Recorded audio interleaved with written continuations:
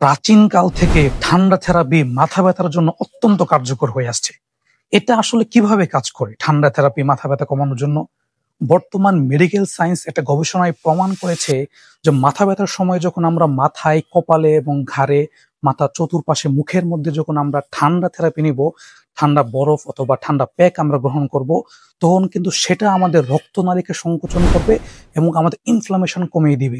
এর মাধ্যমে কিন্তু খুবই দ্রুত আমাদের মাইগ্রেনের ব্যথা, মাথা ব্যথা, সাইনাসের ব্যথা, হেডেকের ব্যথা সবকিছু কিন্তু অল্প সময়ের মধ্যে কমিয়ে আনতে পারে।